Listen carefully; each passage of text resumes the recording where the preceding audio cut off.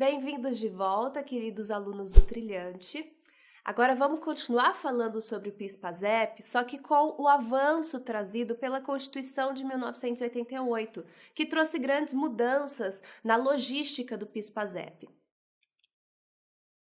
O artigo 239 da Constituição fala que a arrecadação decorrente das contribuições para o Programa de Integração Social e para o Programa de Formação de Patrimônio do Servidor Público, PIS/PASEP, passa, a partir da promulgação dessa Constituição, a financiar, nos termos que a lei dispuser, o Programa do Seguro-Desemprego e o abono anual, ou seja, o abono que nós vamos estudar no parágrafo 3º desse mesmo artigo. Então, o interessante é observar que houve uma amplificação da utilização dessas arrecadações para abarcar o programa de seguro-desemprego e um benefício muito específico, que é o abono anual do PIS/PASEP.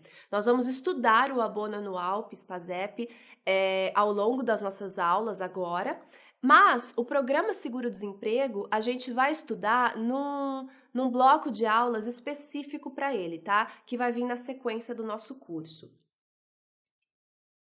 O parágrafo 1º fala o seguinte: dos recursos mencionados no caput, ou seja, os recursos de contribuições do PIS/PASEP, desses recursos, pelo menos 40% será destinado a financiar programas de desenvolvimento econômico através do Banco Nacional de Desenvolvimento Econômico Social, que é o BNDES, com critério de remuneração que lhes preservem o valor. Então, além desses benefícios como seguro-desemprego e abono anual do PIS/PASEP, haverá também uma destinação desse valor arrecadado para tentar financiar programas de desenvolvimento econômico, programas de desenvolvimento social, cultural, que o BNDES vai ter essa competência de selecionar e organizar. E isso está previsto na Constituição. O parágrafo 2º fala que os patrimônios acumulados do Programa de Integração Social e do Programa de Formação do Patrimônio do Servidor Público são preservados, mantendo-se os critérios de saque nas situações previstas na lei específica. A gente vai ver os critérios de saque ao longo das aulas, tá? Não nesse bloco, nos posteriores. Com exceção da retirada por motivo de casamento. Então, haverá hipóteses que você vai poder sacar os valores das contas do PIS/PASEP, mas não haverá a possibilidade de uma das hipóteses ser motivo de casamento. Então, mesmo que uma lei ordinária venha tentar estipular esse critério, ele vai ser inconstitucional, porque há essa exceção trazida pelo próprio texto da Constituição de 1988, tá? Ficando vedada a distribuição da arrecadação de que trata o caput deste artigo para o depósito nas contas individuais dos participantes. Então, as contas individuais dos participantes, elas ainda existem, tá? Elas foram feitas antes da Constituição de 1988, porque a gente viu que anteriormente as contas eram individualizadas em nome de cada um dos trabalhadores. Contudo, a partir da Constituição de 1988, muda-se o estilo de contribuição e de organização. A gente vai ver que foi criado um fundo específico, um fundo unitário para esses valores do PIS/PASEP.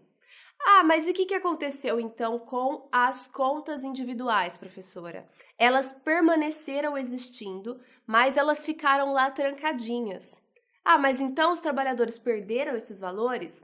Calma, segura essa ansiedade, que a gente vai falar sobre isso posteriormente, tá? Existiram mudanças legislativas super atuais que dizem respeito a essas contas individuais, mas a gente vai estudar isso posteriormente.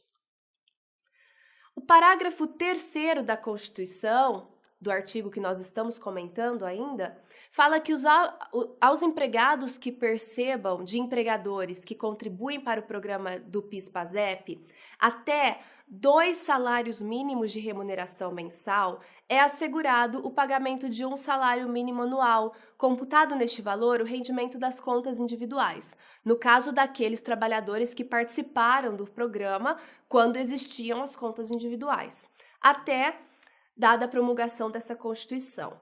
Então, o que esse parágrafo 3º está falando para a gente? Está falando que existe um tipo de benefício que é o abono anual do PIS/PASEP. Como o próprio nome já diz, ele é pago anualmente, mas ele não é pago para qualquer trabalhador, tá? Ele tem essa característica de assistência, então há uma seletividade.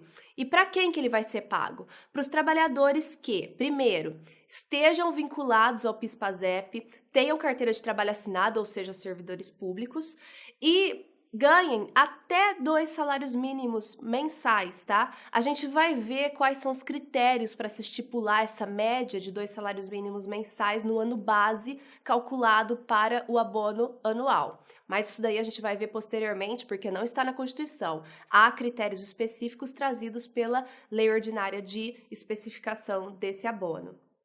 E qual é o benefício? Vai ser assegurado um benefício, a Constituição fala de 1 salário mínimo anual. Contudo, a gente vai ver que ele pode ser até de 1 salário mínimo anual, dependendo do tempo que esse trabalhador exerceu sua função no ano base de cálculo do PIS/PASEP. E o parágrafo 4º, que fala que o financiamento do seguro-desemprego receberá uma contribuição adicional da empresa cujo índice de rotatividade da força de trabalho supera o índice médio da rotatividade do setor, na forma estabelecida em lei. Esse parágrafo 4º, dá para a gente deduzir a importância dele, o porquê dele, porque ele é muito importante, muito racional, na verdade.